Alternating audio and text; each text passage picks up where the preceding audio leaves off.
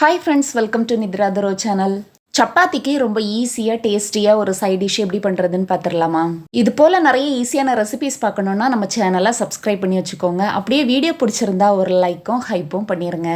Stove on பண்ணிவிட்டு பாத்திரத்தில் 2 table spoon எண்ணெய் சேர்த்துக்கலாங்க. இப்போது 2 பெரிய பல்லாரியை பெரிய பீஸாக கட் பண்ணி எடுத்துக்கலாங்க. இந்த மாதிரி கட் பண்ணி எடுத்துகிட்டு தனித்தனியாக உதிர்த்தி இதோட சேர்த்துக்கோங்க.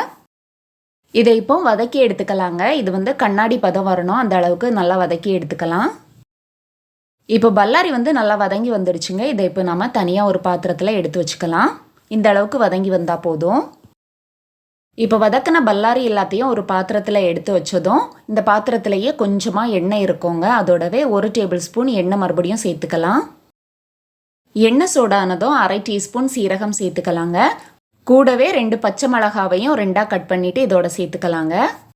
முதல்ல நம்ம 2 பல்லாரி கட் பண்ணோம். அதில் பெரிய பீஸ் மட்டும்தான் வதக்கி எடுத்தோம். சென்டரில் இருக்கிற பீஸை இந்த மாதிரி சின்ன சின்னதாக கட் பண்ணி இதோட சேர்த்துக்கலாங்க. பல்லாரி நல்லா பொன்னிறமாக வதங்கி வந்ததும் இதோட 1 டீஸ்பூன் இஞ்சி பூண்டு பேஸ்ட்டு சேர்த்துக்கலாங்க. இப்போ இதையும் நல்லா பச்சை வாசனை போகிற வரைக்கும் வதக்கி எடுத்துக்கலாம். இஞ்சி பூண்டு பேஸ்ட்டும் பச்சை வாசனை போக நல்லா வதங்கி வந்துடுச்சுங்க. இதோட பெரிய தக்காளி ஒன்று மிக்சி ஜாரில் சேர்த்து அரைச்சி இதோட சேர்த்துக்கலாம். இப்போ தக்காளியையும் நல்லா பச்சை வாசனை போக நல்லா வதக்கி எடுத்துக்கலாங்க. பாருங்கள், தக்காளி நல்லா வதங்கி வந்துடுச்சு. இப்போ இதோட மசால் சேர்த்துக்கலாம். 1/4 டீஸ்பூன் மஞ்சள் தூள், 1/2 டீஸ்பூன் மிளகாய்த்தூள். நம்ம ஏற்கனவே மிளகாய் சேர்த்துருக்கிறதுனால மிளகாய்த்தூள் கம்மியாக தான் சேர்த்துருக்கேன்.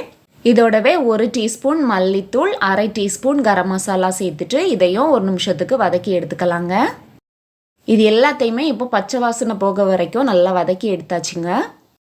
இதோட இப்போ தயிர் சேர்த்துக்கலாங்க. தயிர் நல்லா புளிக்காத தயிராக பார்த்து எடுத்துக்கோங்க. 4 டேபிள் ஸ்பூன் தயிர் சேர்த்துக்கலாங்க. தயிரை சேர்த்ததும் மசாலாவோடு சேர்த்து நல்லா மிக்ஸ் பண்ணி விட்டுக்கலாங்க. இந்த மாதிரி எல்லாத்தையும் நல்லா மிக்ஸ் பண்ணி விட்டதும் இதோட 1/2 கப் தண்ணி சேர்த்துக்கலாம்.